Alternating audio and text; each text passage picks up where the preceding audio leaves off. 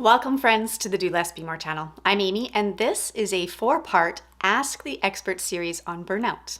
I've got an incredible network and community of inspiring teachers, healers, coaches, and practitioners who come with a wealth of knowledge and experience. And so I wanted to bring some of these inspiring humans into conversation with me around burnout.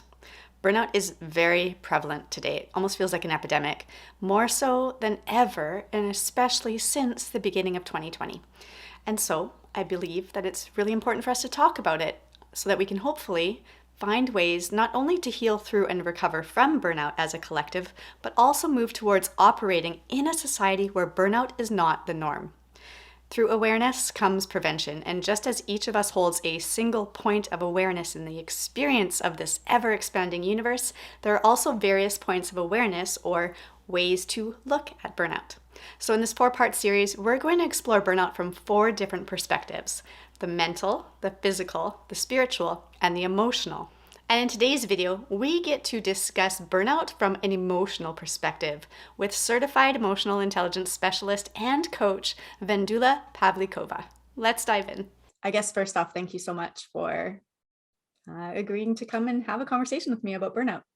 It's really amazing to be able to connect with people around the world via things like Instagram. Exactly. And then be able to come in together and collaborate and make things together that support our collective communities. So it's really fun. So thank you. Yeah. Thank you very much for having me here on your YouTube channel. That's really a great pleasure. So maybe we can start off with Vendula just giving a introduction to who you are or what you're passionate about and the work that you do. Yeah, with great pleasure.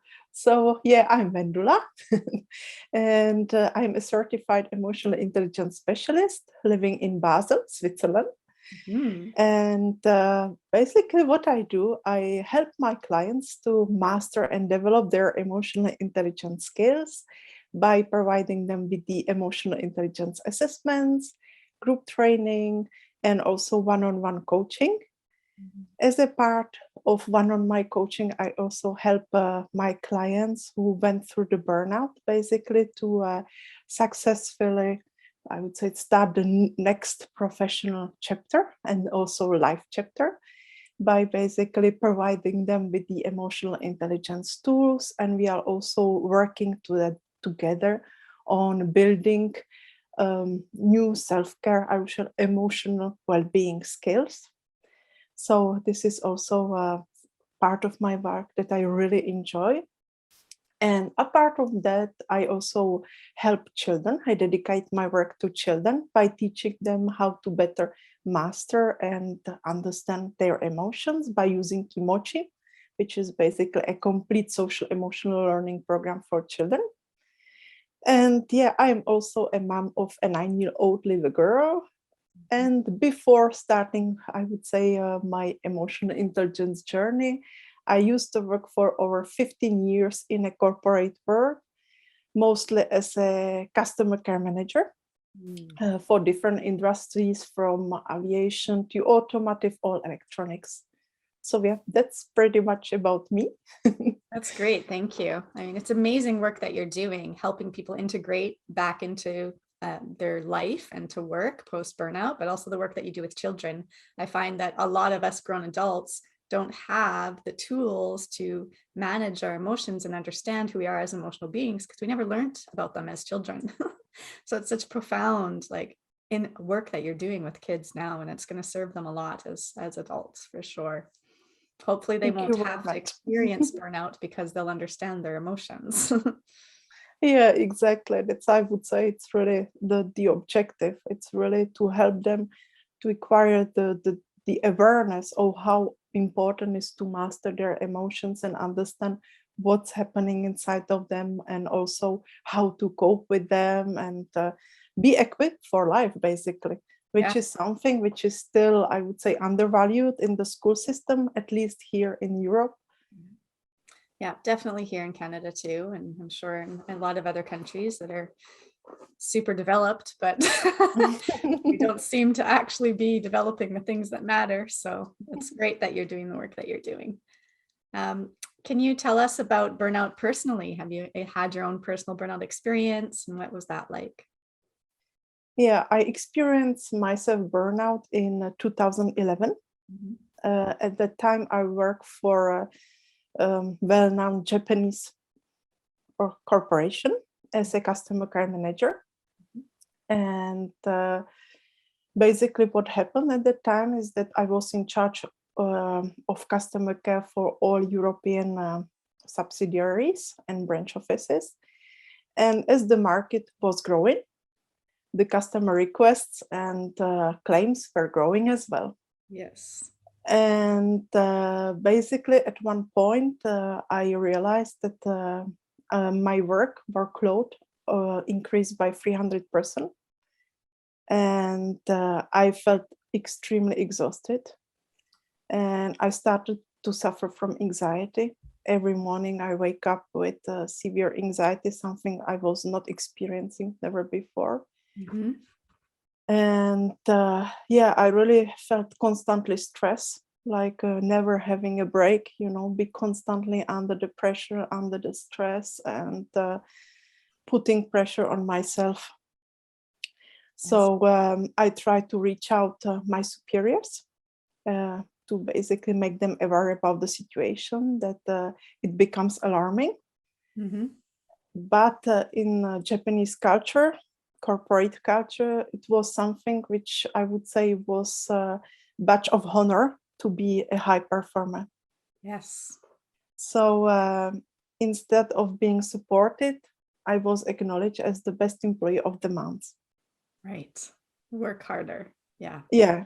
So and then it was one Tuesday morning in May in 2011. I woke up in the morning and I could not deal with it anymore. Basically, I asked my partner to help me with the letter, the resign letter, and I decided to quit. Yeah. And from there, I started long healing journey.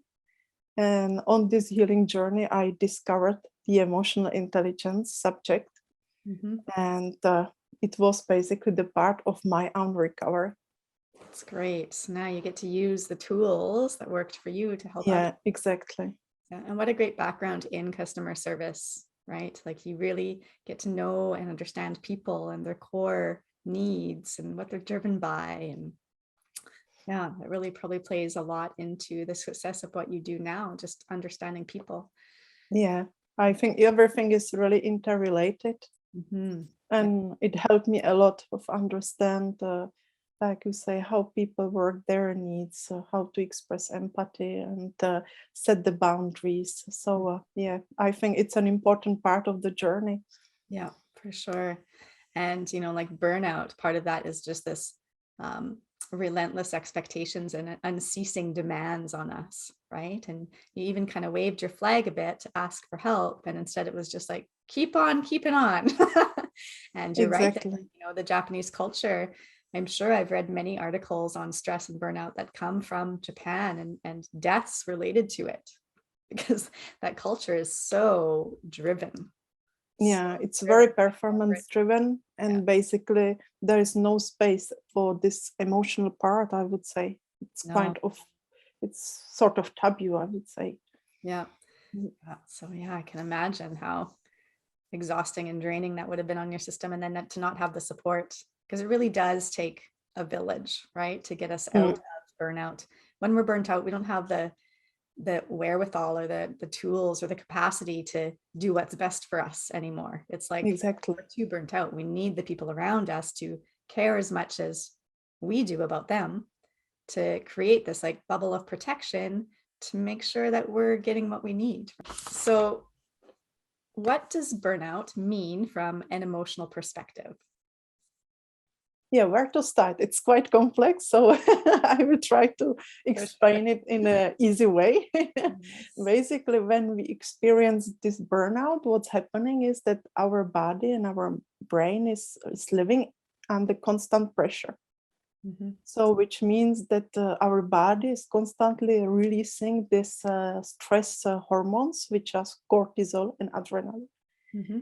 And I would say under normal conditions, we would experience, I don't know, a simple stressful situation. Then we will experience this peak of the stress hormones of cortisol and adrenaline. And then once the situation is over, our body comes down and we basically finish the circle, the stress cycle, the circle. Mhm. But in burnout is what's happening, that basically there is no circle. We are living in this constant level of stress. And for me, our body was not built to living under this constant stress and release of adrenaline and cortisol.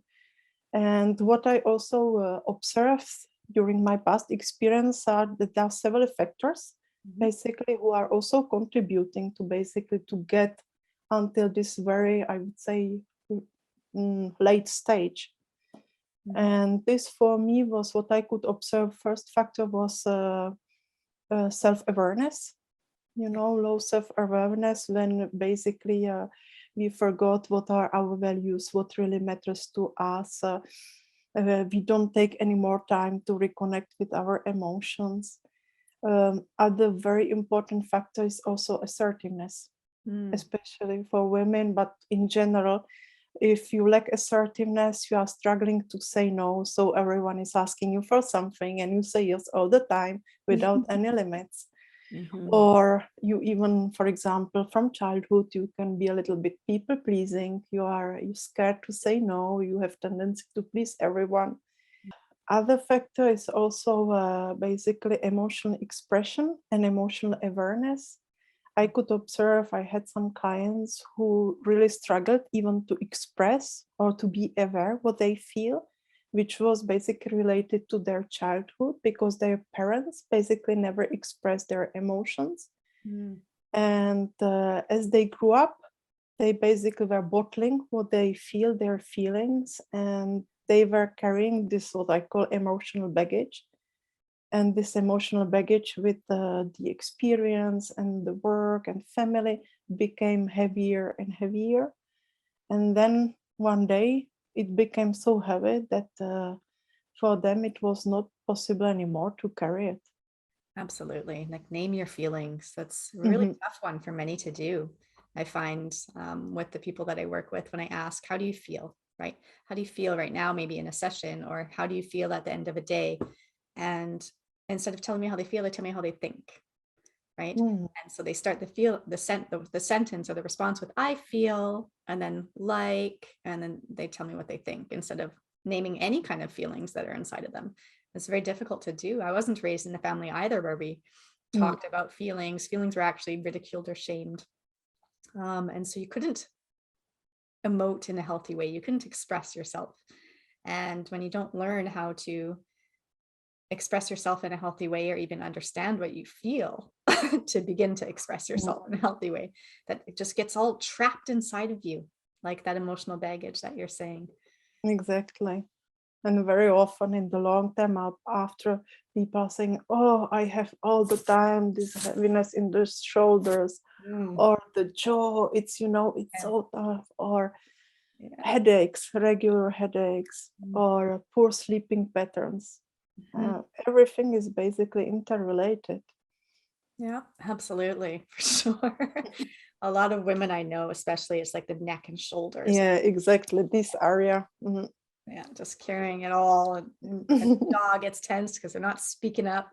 That's great. So it's a really great segue into recommendations, what we can do about this kind of stuff from an emotional health perspective. What are 3 recommendations or tips you would give to somebody who was experiencing burnout today? So, yeah, my first tip would be really to cultivate this awareness, this self-awareness. For those who know a little bit about emotional intelligence, it's really the key building block of our emotional intelligence skills. And if we really cultivate it, it really helps us to basically reconnect with our feelings and also understand why they are happening, and also then get a little bit further and understand how these feelings have also impact on our reactions, on our decision making, on our thinking, again also the impact on our body. So for me, really every single day take a moment for yourself and really cultivate this self-awareness. That would be my very first tip. Amazing. Then The second, I would say, expand emotional vocabulary. We already mentioned before, right? Yeah. And I can confirm from what you said that from the research, we know that an adult in average uses 5 to 6 words to describe how they feel. Right. Yeah. So, Not a big vocabulary. yeah, exactly. Because I think English vocabulary contains over 2,000 or 3,000 words for different emotional states. So, Right. yeah, the gap is really huge. We're not using And everything we have. so that's something we always do with my clients. I always encourage them to expand their emotional vocabulary. And for this, you can, for example, use a great tool, very simple one, which is called Mood Meter. Yes. So as you can see, basically it consists of 4 different quadrants of different colors, where you can see that it groups different emotional feelings together according to their level of pleasantness and the energy, basically. Okay. So this tool was developed by Mike Brackett, which is the director of Center of Emotional Intelligence of University of Yale. Okay. And I really find it very useful because, for example, when you feel angry, instead of directly reacting, what you do, you grab the mood meter and you find where are you now? Are you in the red, in the blue, in the yellow, or in the green? So in this case, it would be the red one, which means that it will provoke for sure high energy, but it should not be very pleasant for us. So again, some people say, I am angry, but sometimes that's not what's really happening. So this mood meter also allows you again to expand the emotional vocabulary. You can have a look around in the red square and maybe you will say, it's rather frustration. So this really helps you to, I would say, reconnect with your feeling and put the name on what's happening inside of you. And also, the second step, you can also decide what you do next. Do you want to stay in this red square? Or do you wish to move rather somewhere else? So, for example, okay, now I am frustrated. But yeah, maybe I think it's better to move to the yellow one, back to the yellow one. So basically, here you can take time for yourself and reflect, what can you do to move from this red one to the yellow one? And I really find it a great tool and very easy to use to really enlarge the emotional vocabulary and also improve the emotional expression. Amazing. Yeah, it's a great visual. I almost like it Yeah, better than the feelings wheel because you can, it's very obvious. There's 4 areas and red, like I can keep the energy level that I'm at, but let's shift it over to something more pleasant for myself and then find something, a feeling in there that's accessible for me, where I think I can exactly. get to. And then getting into that reflective mode as you were speaking, what's it going to take for me to move out of frustration and into something more optimistic or focused? And the third one for me would be journaling. Ah, Journaling, yeah, sounds very easy, right? But for me, it's really powerful self-awareness tool. By really grabbing journal every single day, it really helps you to take time for yourself, to slow down, to reflect on what were you feeling throughout the day, what was happening. Really put all your feelings and thoughts on the paper and then reflect on them. Yeah. And yeah, I might suggest you 3 simple journal prompts you can start with related to the emotions. Yes, please. So the first one would be, what feelings do I wish to experience more in my current life? Yeah, absolutely. Because we can be stuck in the negative emotion, right? Yeah, Feeling really low or lonely or sad or isolated. It's easy to focus in on that feeling, and that becomes the dominant player in our whole day. Nothing else can pervade that feeling. But if we can think about how else we would like to feel, name it and write it down, you can start to shift your perspective just by that. the second one would be how does stress affect my current life? Yeah, And the third one, it would be what situation, people, or environment are pushing my emotional buttons. we can't necessarily blame others or No, situations for how we feel, but to become aware of the interactions, or because exactly. when you can, everybody is a mirror to us. Every situation is a mirror to us, right? It's like they're messengers letting us know of the thing that we haven't yet dealt with, right? Exactly. So that's a great question to become aware of, not to project or to blame, but rather to own that. Exactly. To take the responsibility for our feelings and our reactions. Mhm.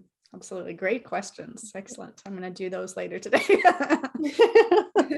Great recommendations. So how can people connect with you if they want to connect with your work or reach out to you? What's the best way? So for more inspiration and practical tips, the easiest way is to follow me on Instagram. My account is vendula.aa. And for coaching sessions or more information about my services, then to visit my webpage, which is vendulap.com. Amazing.